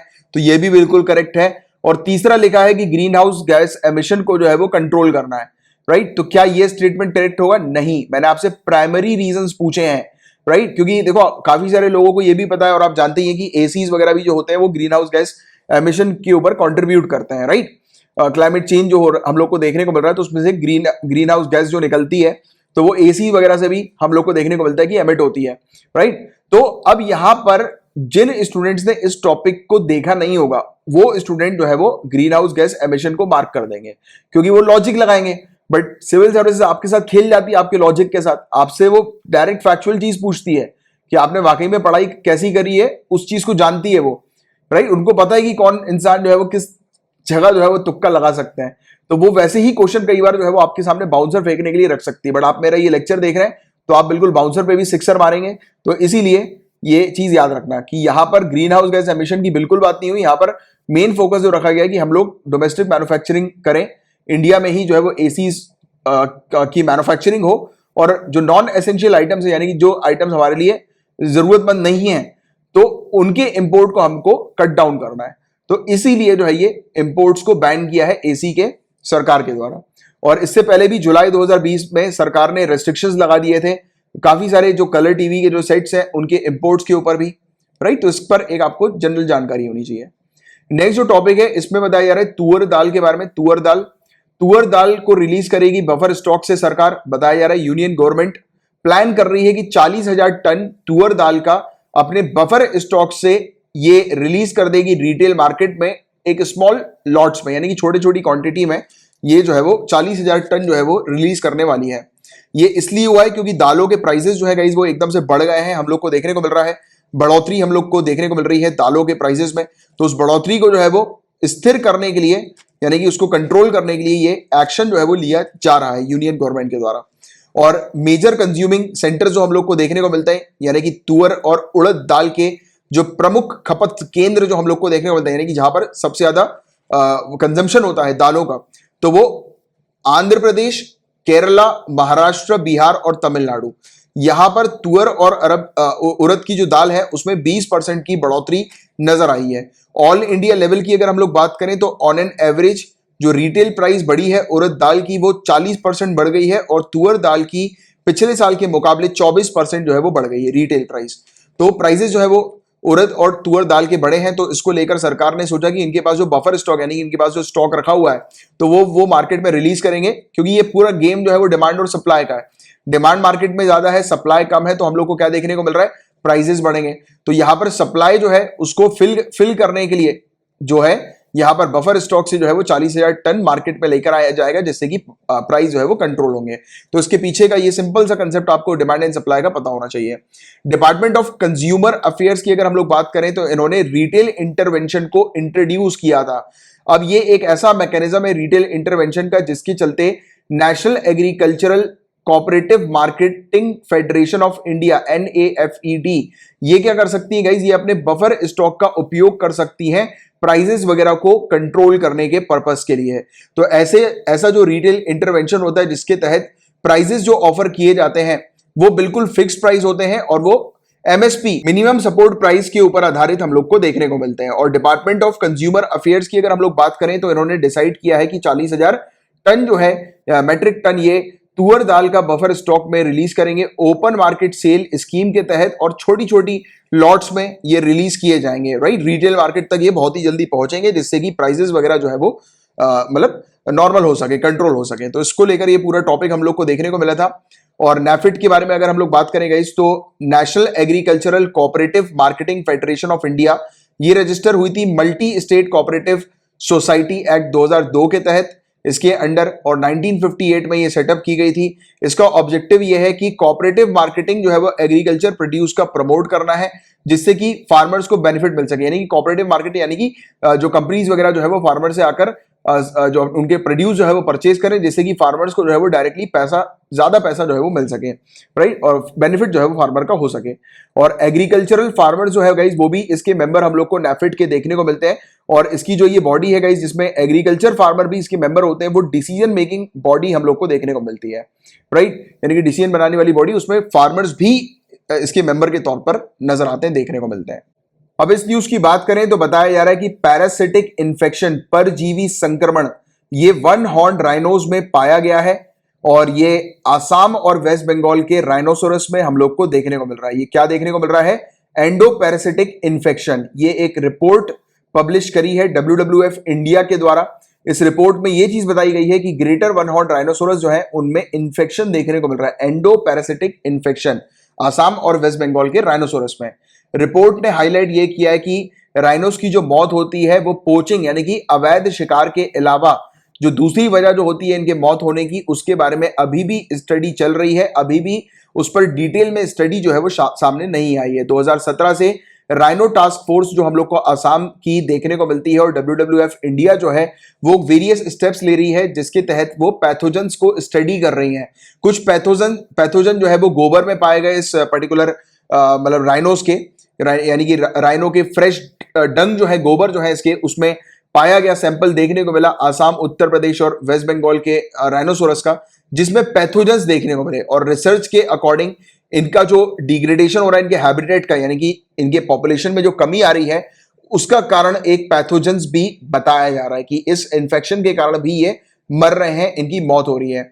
जो सैंपल लिया गया आसाम और वेस्ट बंगाल के राइनोसोरस का, तो उनमें जो पैरासाइट जो है वो 4 जेनेरा के हम लोग को देखने को मिले जो प्रेजेंट थे, और 68% इंडियन राइनो की जो पॉपुलेशन है उसमें ये पैथोजन पाए गए। और ओवरऑल एंडोपैरासिटिक जो हम लोग को देखने को मिल रहा है वो 58.57% आसाम के अंदर है, और वेस्ट बंगाल में सबसे ज्यादा ये इन्फेक्शन है 88.46% का। और उत्तर प्रदेश के अभी जो रिजल्ट है वो पेंडिंग है, यानी कि अभी भी उस पर काम चल रहा है, उसकी रिजल्ट जो है वो नहीं आया कि कितने उत्तर प्रदेश के राइनोसोरस में ये प्रॉब्लम हम लोग को देखने को मिल रही है, इन्फेक्शन की प्रॉब्लम देखने को मिल रही है।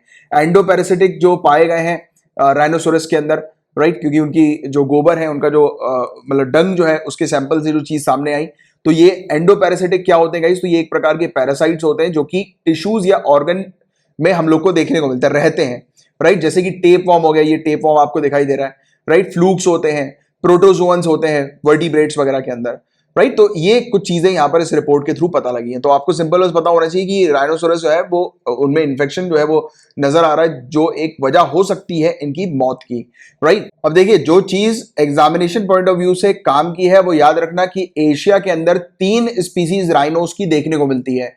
ग्रेटर वन हॉर्न राइनोसोरस जो हमारे इंडिया में हम लोग को देखने को मिलती है, जावन और सुमत्रन।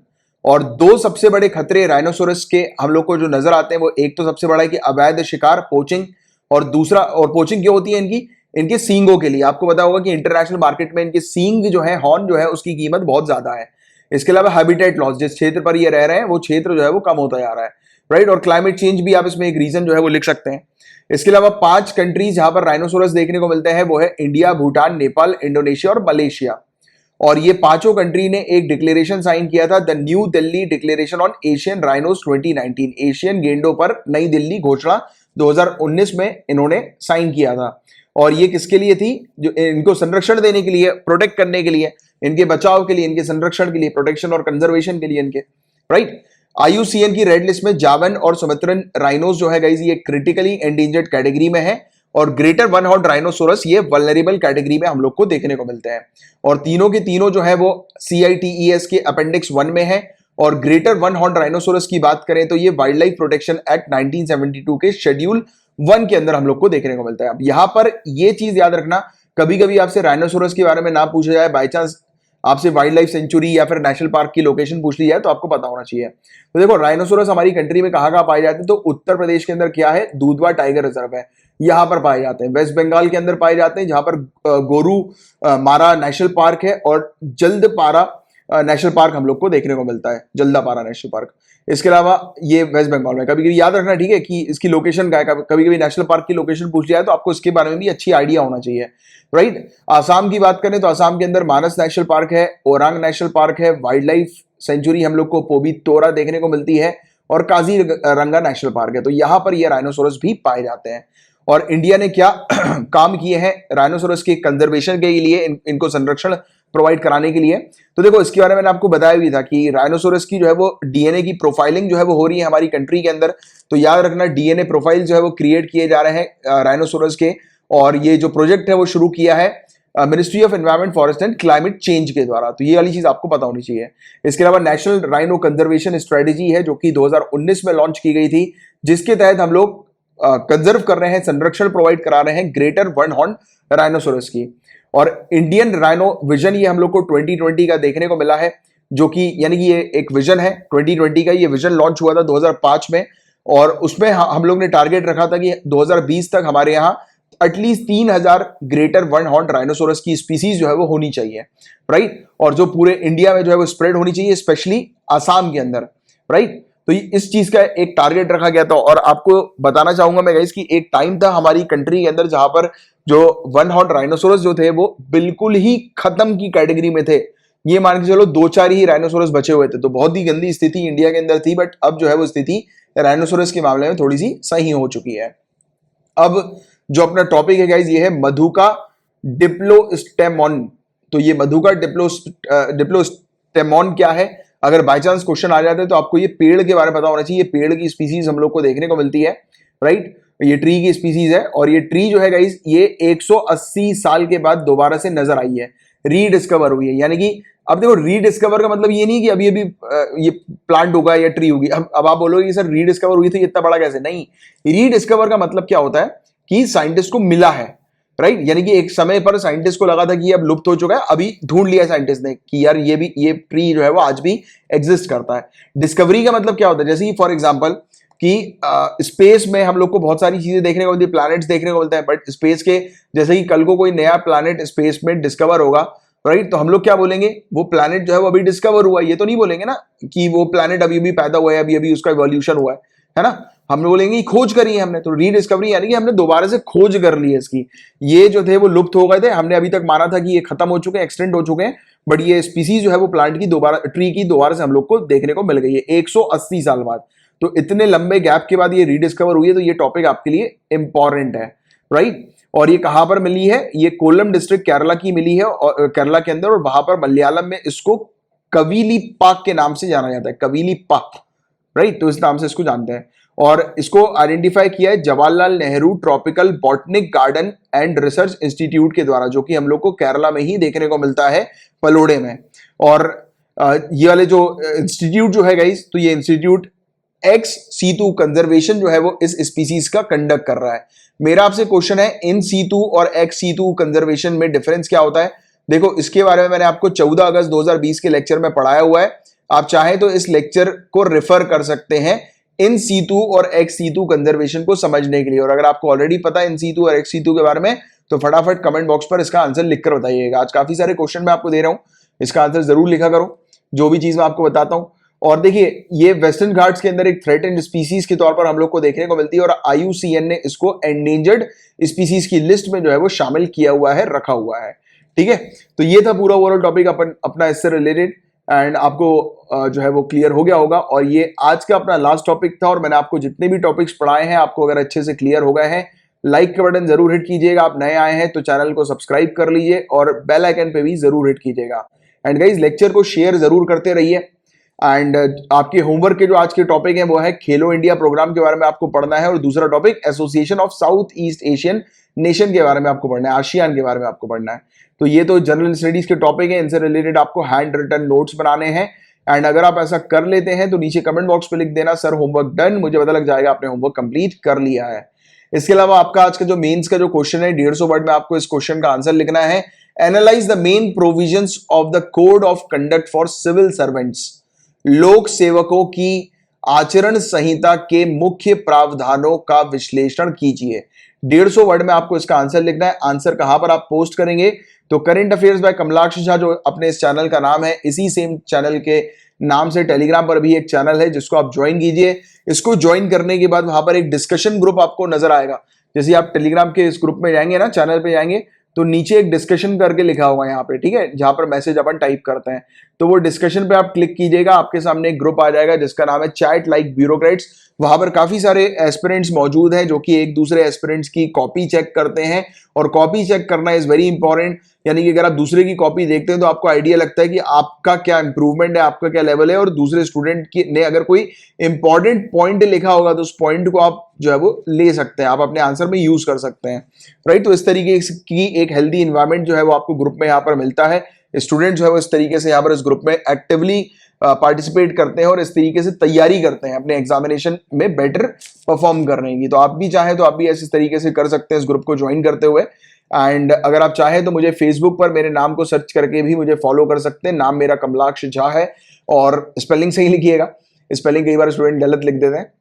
एंड गाइस, मैंने आपको पेड कोर्स के बारे में ऑलरेडी स्टार्टिंग में बता ही दिया था, आपको अगर ज्वाइन करना है तो आप कर सकते हैं। और अगर आपको जनवरी से लेकर जुलाई तक की पीडीएफ चाहिए पूरी, तो उस पूरी पीडीएफ की जो कॉस्ट है वो सिर्फ टोटल कॉस्ट 300 रुपीज है 7 महीने की मैगजीन की। और इससे रिलेटेड नीचे डिस्क्रिप्शन पर मैंने पूरी इंफॉर्मेशन जो है वो आप लोगों को दी हुई है, राइट। यानी कि एक वीडियो बनाया हुआ है, उस वीडियो को आप देखकर जो है वो ज्वाइन कर सकते हैं इस पैकेज को भी, अगर आपको करना है तो, राइट। तो चलिए अब हम लोग मिलेंगे कल, तब तक के लिए bye bye, take care, have a great day ahead, Tata.